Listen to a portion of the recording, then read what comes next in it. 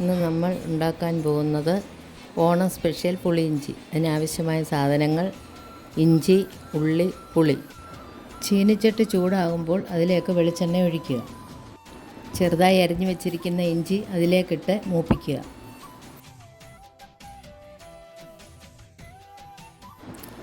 ഇഞ്ചി നന്നായി മൂത്ത് വന്ന ശേഷം അതിലേക്ക് ചെറുതായി അരിഞ്ഞു വെച്ചിരിക്കുന്ന ഉള്ളി ഇട്ട് മൂപ്പിക്കുക.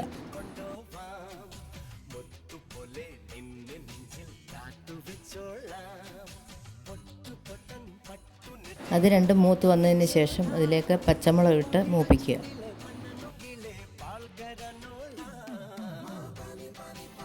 അത് മൂത്ത് വന്നതിന് ശേഷം അതിലേക്ക് വറ്റൽമുളകും കറിവേപ്പിലയും ഇട്ട് മൂപ്പിക്കുക. അതിലേക്ക് മുളക് പൊടിയിട്ട് ചൂടാക്കുക.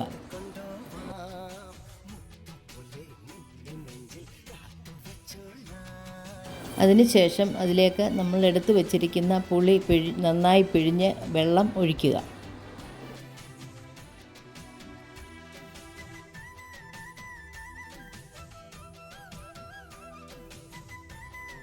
അത് ചൂടായ ശേഷം അതിലേക്ക് ആവശ്യത്തിന് ഉപ്പും കായവും ചേർക്കുക.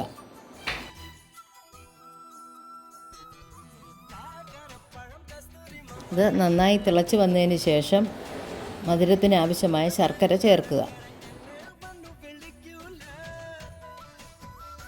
അത് നന്നായി കുറുകി വന്ന ശേഷം അതിലേക്ക് ഒരു നുള്ള് ഉലുവാപ്പൊടിയിട്ട് ഇളക്കി വാങ്ങുക. അപ്പോൾ നമ്മുടെ പുളി ഇഞ്ചി റെഡിയായി. എല്ലാവരും ഓണത്തിന് ഇത് ട്രൈ ചെയ്യുക.